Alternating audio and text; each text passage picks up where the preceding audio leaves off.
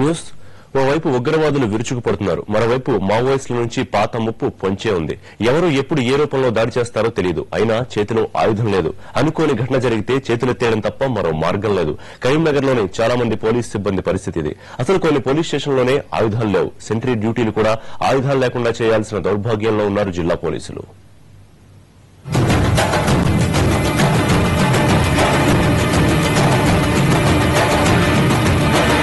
కరీంనగర్ జిల్లాలో పోలీసులు నక్సల్స్ మధ్య నువ్వా నేనా అన్నట్లుగా ఉండే పరిస్థితుల్లో 2004 తర్వాత మార్పు వచ్చింది.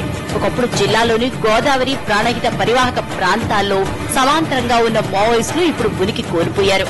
ఇదే కారణంతో పోలీస్ స్టేషన్లోని ఆయుధాలని వెనక్కి తెప్పించుకున్నారు జిల్లా ఉన్నతాధికారులు.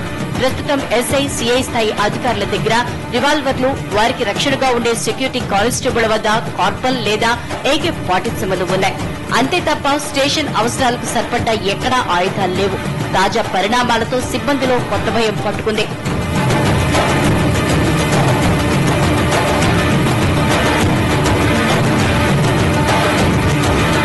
లేని చోట లేకపోగా అందుబాటులో ఉన్న కొద్దిపాటి ఆయుధాల పనితీరు మీద కూడా అనుమానాలున్నాయి.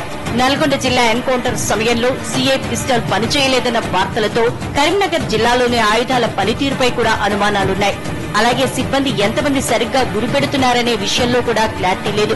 యాన్యువల్ ఫైరింగ్ క్యాంపులు పెట్టి ఏటా గురి పరీక్షించాల్సి ఉన్నా జిల్లాలో ఆ ఊసేలేదు.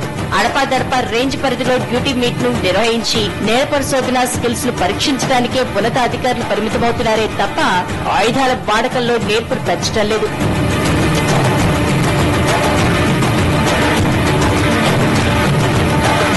ఈ పరిస్థితుల్లో ఓవైపు స్టేషన్లో ఆయుధాలు లేక, ఉన్నచోట ప్రాక్టీస్ లేక ఖాకీల జీవితాలలో ప్రమాద ఘంటికలు మోగుతున్నాయి. నల్గొండ జిల్లా ఘటనలు ఇక్కడ జరిగితే పరిస్థితి ఏంటనేది సమాధానం లేని ప్రశ్నే.